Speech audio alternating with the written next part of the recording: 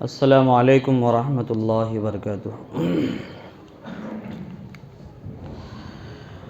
الحمد للہ وکفی وسلام علی عبادہ الذین اصطفی، اما بعد فاعوذ باللہ من الشیطان الرجیم، بسم اللہ الرحمن الرحیم۔ وَإِذْ قُلْنَا لِلْمَلَائِكَةِ اسْجُدُوا لِآدَمَ فَسَجَدُوا إِلَّا إِبْلِيسَ أَبَى وَاسْتَكْبَرَ وَكَانَ مِنَ الْكَافِرِينَ۔ صدق اللہ المولانا العظیم وصدق رسولہ النبی الکریم۔ برادران اسلام، معزز سامعین کرام، اللہ رب العزت کا ہم سب پر بے حد احسان اور کرم ہے کہ اللہ تعالیٰ نے ہم سب کو ایماندار بنانے کے ساتھ ساتھ شرک سے بھی پاک بنایا ہے۔ سب سے بڑا گناہ شرک ہے۔ اللہ ہر چیز کو معاف کر سکتا ہے، لیکن شرک کو کبھی معاف نہیں کرے گا۔ اللہ تعالیٰ نے دنیا چلانے کے لیے نظام بنایا اور ہر جگہ نظام ہوتا ہے، چاہے وہ کوئی بھی سنستھا ہو، تنظیم ہو، گھر ہو، دکان ہو، تجارت گاہیں ہو، اس کو چلانے کے لیے نظام بنایا جاتا ہے اور اس نظام کے اندر کٹھری ہوتی ہے۔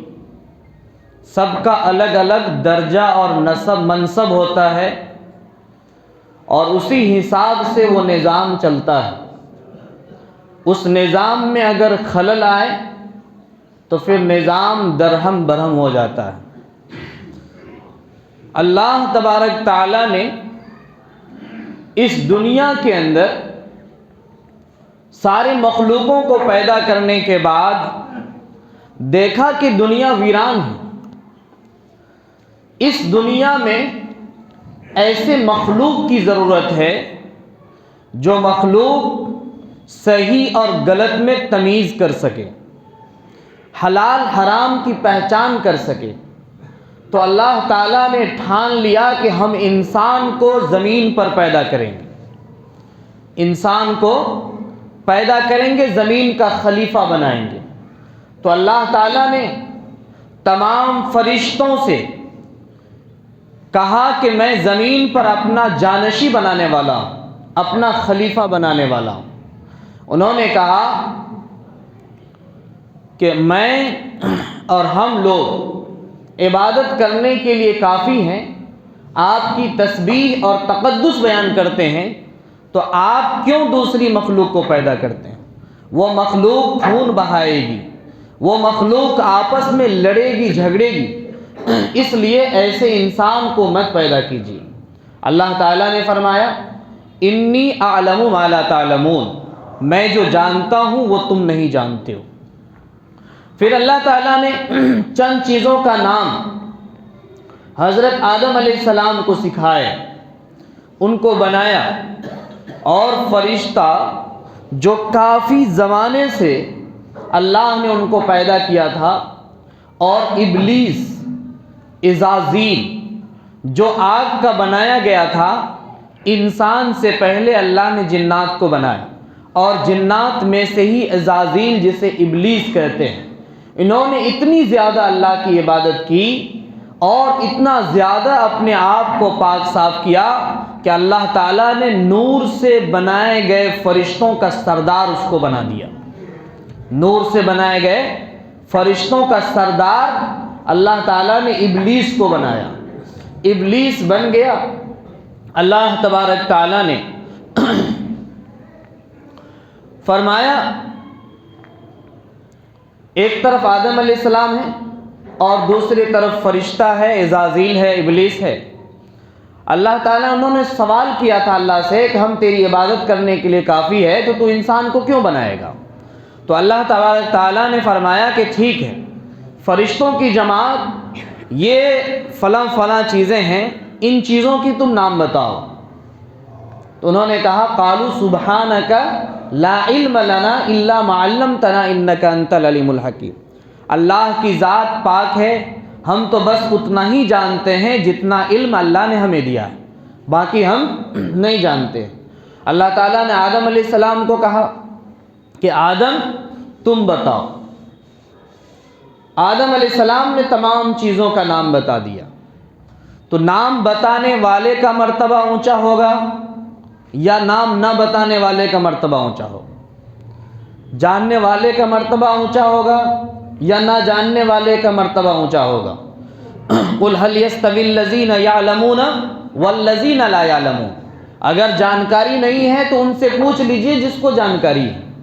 یہ دنیا اسی طرح سے چل رہا ہے، جن کو جس چیز کا علم نہیں ہے وہ جانکار سے پوچھیں گے، اور علم کا کوئی انتہا نہیں، علم کی کوئی انتہا نہیں ہے۔ وَفَوْقَ كُلِّ ذِي عِلْمٍ عَلِيمٍ، ایک سے اوپر ایک جانکار کو اللہ تعالیٰ نے دنیا میں پیدا کیا ہے۔ مثال سمجھیے، حضرت موسیٰ علیہ السلام نے بھرے مجمع میں ایک مرتبہ بیان کرتے ہوئے کچھ چیزوں کے حدود بیان کیے شریعت کا، تو ایک آدمی نے کھڑے ہو کر کے کہا کہ سب سے زیادہ جانکار کون ہے؟ موسیٰ علیہ السلام نے کہا میں۔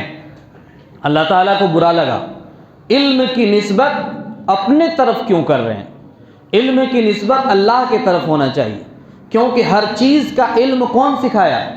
الرحمن علم القرآن خلق الانسان علمہ البیان، پیدا بھی اللہ نے ہی کیا ہے اور بولنا بھی اللہ نے ہی سکھایا ہے، علم بھی اللہ نے ہی دیا ہے۔ تو علم کی نسبت اللہ کے طرف ہونا چاہیے، نہ کہ اپنے طرف ہونا چاہیے۔ اللہ تعالیٰ کو پسند نہیں آیا، اللہ نے وقت کے پیغمبر جس کو سب سے زیادہ علم دیا جاتا ہے، ہر اعتبار سے قابل، لائق اور گناہوں سے دور رکھا جاتا ہے، موسیٰ علیہ السلام سے کہا جاؤ میرا فلاں جگہ بندہ ہے، ان سے جا کے علم حاصل کرو، وہ تم سے زیادہ جانکار ہے۔ دیکھیے بات کہاں پہنچ رہی ہے۔ موسیٰ علیہ السلام وقت کے پیغمبر ہیں، جن پر اللہ کا وحی نازل ہوتی، جس کے پاس فرشتہ علم سکھانے کے لیے آتے ہیں، اور اللہ خود اس کو علم سکھا رہے ہیں، لیکن ان کو کہاں بھیجا جا رہا ہے؟ خضر علیہ السلام کے پاس۔ کیوں؟ علم کی ناقدری کرنے کی وجہ سے، علم کے اندر تھوڑی سی کوتاہی ہونے کی وجہ سے، کہ علم کی نسبت اللہ کے طرف ہونا چاہیے، اپنے طرف کیوں کہ میں زیادہ جاننے والا ہوں۔ جب ان کے پاس بھیجے، واسطہ سے پہنچے، بڑا واقعہ ہے، اس طرف نہیں جانا ہے۔ جب وہاں پہنچے خضر علیہ السلام کے پاس تو دیکھا کہ بڑی ہریالی ہے، اور وہاں پر ایک چھوٹا سا پرندہ اڑ کر کے آیا اور وہ چونچ سمندر میں ڈالا، اور اس کے بعد وہاں سے پرندہ اڑ گئی۔ خضر علیہ السلام نے موسیٰ علیہ السلام سے کہا کہ اے موسیٰ ذرا بتائیے کہ یہ پرندہ کیا کرنے کے لیے آیا تھا؟ کہا اس کو پیاس لگی تھی، اس لیے وہ آئی اور پانی پی لی اور چلی گئی۔ خضر علیہ السلام نے کہا نہیں، وہ پرندہ آپ کو سبق دینے کے لیے آئی تھی۔ کہا کیسے؟ کہا اس اعتبار سے کہ وہ پرندہ جو چونچ سمندر کے اندر ماری ہے اور اس کے منہ کے اندر جو پانی آیا ہے، وہ پرندہ بتانے کے لیے آیا ہے کہ یہ چونچ کا پانی جو ہے منہ میں، یہ پانی آپ کا علم ہے، اور باقی جو سمندر ہے یہ اللہ کا علم ہے۔ باقی سمندر اللہ کا علم ہے۔ کیا ہے علم کی حقیقت؟ یہ ہے وَفَوْقَ كُلِّ ذِي عِلْمٍ عَلِيمٍ، ایک کے اوپر ایک جانکار ہے۔ اس لیے جانکاری میں کبھی کبر نہیں کرنا چاہیے، تکبر نہیں کرنا چاہیے۔ بعض دفعہ ہوتا ہے دو چار مسئلہ کو پڑھ لیتا تو وہ سوچتا ہے یہی دین ہے ہمارے لیے، وہ سوچتا ہے یہی حدیث کا معیار ہے، وہ سوچتا ہے یہی قرآن کا معیار ہے۔ نہیں، اس سے بھی اونچا ہے۔ جتنا اس میں پڑھیں گے، جتنا گوتا لگائیں گے، جتنا کھنگالیں گے، جتنا گھسیں گے، جتنا ٹائم لگائیں گے، اتنا ہی زیادہ آپ کیا کریں گے؟ ان کے احاطے میں گھستے چلے جائیں گے۔ علم کا کوئی انت نہیں ہے، ماں کے پیٹ سے لے کر قبر کے پیٹ تک پڑھتے رہیں، علم ختم ہونے والا نہیں ہے، بہت سارا علم۔ تو بہرحال علم کی بنیاد پر اللہ تعالیٰ نے آدم علیہ السلام کے مقام مرتبہ کیا کیا؟ اونچا کیا۔ اور جب آدم علیہ السلام نے بتا دیا ساری چیزوں کے نام، تو اللہ تعالیٰ نے فرشتوں کو کہا وَإِذْ قُلْنَا لِلْمَلَائِكَةِ اسْجُدُوا لِآدَمَ فَسَجَدُوا إِلَّا إِبْلِيسَ، کہ تم سب کے سب آدم علیہ السلام کے سامنے سجدہ کرو۔ وَإِذْ قُلْنَا لِلْمَلَائِكَةِ اسْجُدُوا لِآدَمَ فَسَجَدُوا إِلَّا إِبْلِيسَ، تم سب کے سب اللہ آدم علیہ السلام کے سامنے سجدہ کرو، سب سجدہ میں چلے گئے، اور الا ابلیس، ابلیس نے سجدہ نہیں کیا۔ کس وجہ سے؟ اس لیے سجدہ نہیں کیا، اس کی وجہ بیان کیا گیا ہے۔ انہوں نے کہا کہ ہم آگ سے بنائے گئے، اور آگ کی صفت ہے اوپر سے نیچے سے اوپر جانے کی، اور آدم کو مٹی سے بنایا گیا ہے، اور مٹی کی صفت ہے اوپر سے نیچے آنے کی، تو لہذا اوپر جانے والی آگ نیچے اترنے والی مٹی کو کیسے سجدہ کر سکتی ہے؟ انہوں نے یہ منطق چلایا۔ اللہ تبارک تعالیٰ نے فرمایا فَخْرُجْ فَإِنَّكَ مِنَ الشَّيْطَانِ الرَّجِيمِ، اے ابلیس ہمیشہ ہمیش کے لیے جنت سے نکل جاؤ، اب تمہاری کوئی بخشش نہیں، اب تمہارے لیے کوئی راستہ نہیں۔ صرف انکار نہیں کیا، بلکہ انکار کے ساتھ ساتھ استکبر وکان من الکافرین، ابا واستکبر وکان من الکافرین، انکار بھی کیا اور تکبر بھی کیا۔ ابا منع انکار، واستکبر تکبر کیا، وکان من الکافرین اور وہ ہو گیا کافروں میں سے۔ تو ایک تو انکار ہے، اور دوسرا انکار سے زیادہ خطرناک تکبر ہے۔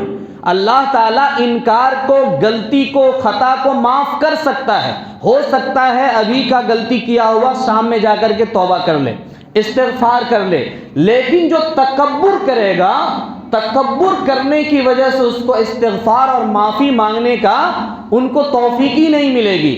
اس لیے نہیں ملے گی کہ وہ جو غلطی کیا ہے اس پر وہ اڑا ہوا ہے، اور وہ اس کو صحیح سمجھ رہا ہے، اور جو غلط کو صحیح سمجھے گا وہ کبھی معافی نہیں مانگے گا، اور جب معافی نہیں مانگے گا تو اللہ تعالیٰ کی نظر سے کیا ہوگا؟ گر جائے گا۔ تو اللہ تعالیٰ نے ہمیشہ کے لیے ابلیس کو کیا کیا؟ جنت سے راندہ درگاہ کر دیا، ہمیشہ کے لیے جنت سے نکال دیا، ایک خطا کی وجہ سے۔ حضرت آدم علیہ السلام کو جنت میں ڈالا، جنت میں ساری فراوانی تھی، کسی چیز کی کمی نہیں تھی، جو چاہتے تھے وہ کھاتے تھے، جو پہننا چاہتے تھے پہنتے تھے، ہر اعتبار سے خوشحالی، جو چاہتے تھے وہ ملتا تھا۔ اور اللہ تعالیٰ نے فرمایا ایک درخت ہے، اس درخت کے قریب تم دونوں نہ جانا۔ طبیعت نہیں لگ رہی تھی تو ان کے پسلی سے حوا کو بھی پیدا کر دیا، دونوں زندگی گزار رہے تھے جنت میں۔ ایک وقت آیا، انہوں نے، اللہ تعالیٰ نے ان دونوں سے کہا کہ تم کھاؤ پیو، لیکن ولا تقربا هذه الشجرۃ، اس درخت کے قریب مت جانا، سب کام کرنا جنت میں، جو کھانا ہو کھانا، لیکن اس درخت کے قریب مت جانا۔ اما حوا علیہ السلام کو اسی ابلیس نے باہر سے مختلف ذریعے سے وسوسہ دے کر کے ان کو پھسلا لیا، اور پھسلانے کی وجہ سے ان کو کہا کہ دیکھو اللہ نے تم کو جو کہا ہے اس درخت کے قریب نہ جانا، اس کی حکمت یہ ہے کہ اگر اس درخت کے قریب جاؤ گے، کھا لو گے، تو پھر جنت سے نکال دیے جاؤ گے۔ اللہ تعالیٰ زیادہ دن تم کو جنت میں نہیں رکھنا چاہتے، اس لیے جاؤ کھا لو اور ہمیشہ ہمیش کے لیے جنت میں رہو، ہمیشہ ہمیش کے لیے جنت میں رہو، جاؤ کھا لو۔ بس بار بار وسوسہ ڈالتا رہا، اور ایک بار اس کا شکار ہو گئی۔ انہوں نے کھایا، آدم علیہ السلام نے کھایا، اور اس کے بعد وہاں سے جنت سے دونوں کو جنت کا لباس اتار دیا گیا، اور ان کو بھیج دیا گیا ملک ہندوستان۔ کہاں بھیجا؟ ملک ہندوستان۔ آپ ہمیں یہ بتائیے، اگر کوئی آدمی جنگل میں رہتا ہے اور وہاں کوئی بھی نہیں ہے، اور ایک آدمی ہے جو گاؤں میں، سماج میں رہتا ہے، صوبہ میں رہتا ہے، اور اس میں وہ کوئی کام کرتا ہے، خدمت کرتا ہے، تو جس کے ذمہ داری میں رہتا ہے ان سے پوچھنا پڑتا ہے اس کو کہ ہم فلاں جگہ جا رہے ہیں، یا فلاں کام کرنے کے لیے جا رہے ہیں، یا آبادی سے اپنے گھر سے